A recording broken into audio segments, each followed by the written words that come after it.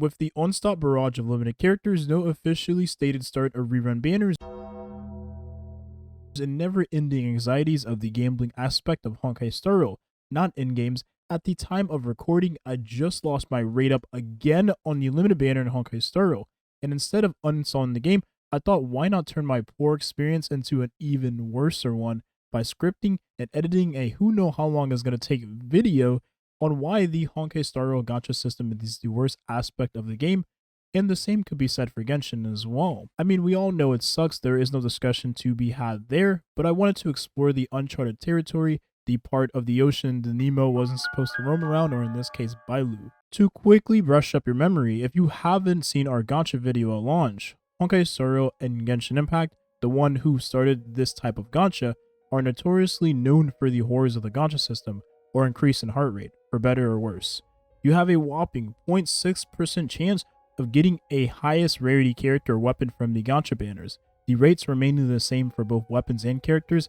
Amongst the abysmal rates, there is light at the end of the tunnel in the form of pity or mercy timer. See what I did there? Because you will almost always travel through the whole tunnel. Once you reach the soft pity on the banners, your chances of acquiring the highest rarity increases greatly per pool after 74 pulls on the character banner / standard banner as well, and 64 pulls on the light cone banner until you acquire the highest rarity item. The cap for the pity before you're guaranteed something is 90 and 80 respectively, but you're most likely never ever going that deep. After hitting the highest rarity item, you have a 50% chance of acquiring the rate up character and a 75% chance for the light cone.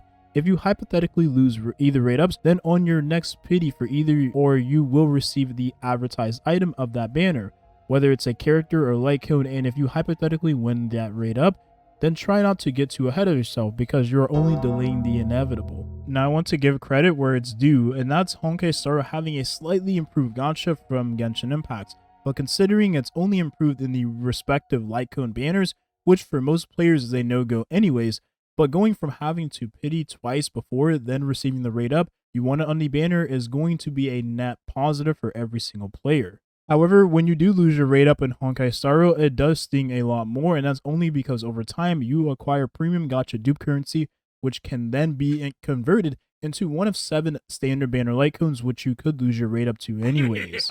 Honkai Star Rail's launch was massive, so big that even professional Valorant players made the spotlight. So most definitely the marketing from Hoyoverse was a success.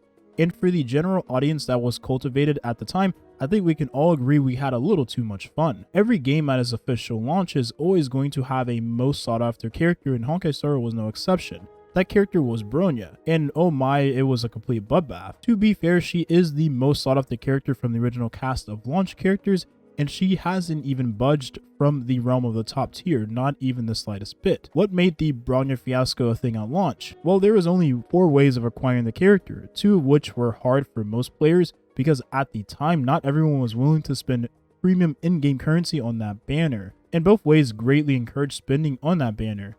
The other 2 ways, well, you had to rely on either a 1 in 7 chance of acquiring her on a beginner banner, or the other way being, God forbids, you losing your rate up to her, because at the time we had a broken damage dealer of a rare element that still held her own even to this day. After playing other games such as Epic 7, Summoner's War, which still has no guarantee rate up to this day, Artery Gear Fusion, Nikke Goddess of Victory, and very recently Snowbreak Containment Zone, I thought I would be well qualified to finally make this video.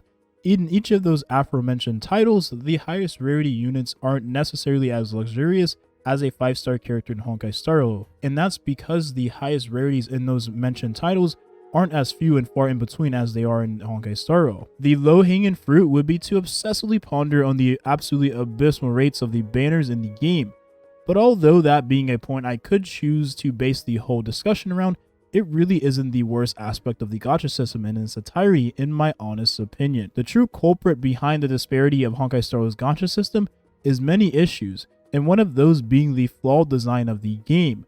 One of the ways any live service model is to stay afloat is by consistently releasing content in a timely manner, and we can truthfully argue that Honkai Star Rail doesn't age too well with this golden rule with the general space of gacha games, sure, but there's always going to be dead periods in any game you play. That's how most live service models work, which is centered around drip feeding content. And with that being said, This actually does more harm than it does good for Honkai Star Rail, and here's why.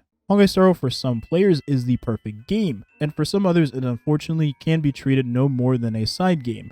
From amazing music, scenery, simplicity in its combat system, appeasing aesthetics, now there is something in the game for everyone. Now, while a lot of these things help shape the game to what it's become today, one thing in particular has always helped the game and any other Hoyo games remain relevant: the characters.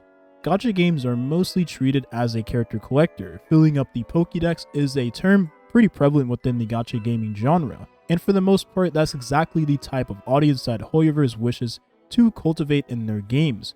They're doing a great job at that. Let's finally address the elephant in the room, because I can already see some of you ready to burn me at the stake. Does Honkai Star Rail have the worst gacha system in the mobile gaming genre? Obviously no.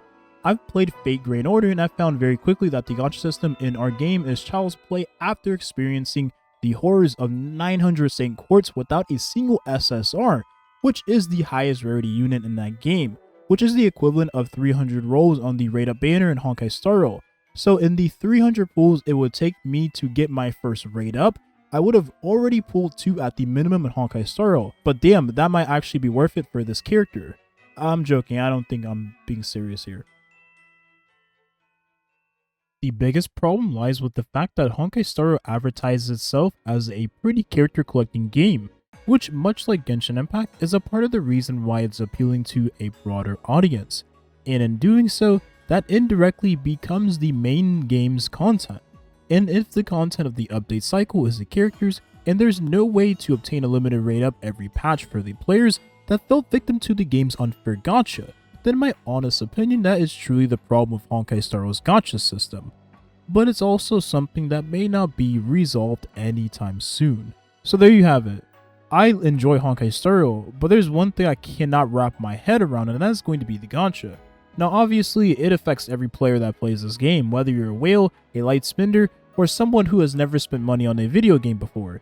You will find yourself wrapped into the gacha, and there may be a time where you get extremely dissatisfied with what you receive. To be honest here, you do get a lot of pulls in the beginning of the game, but as time goes on, that kind of slows down. That's pretty much every gacha game.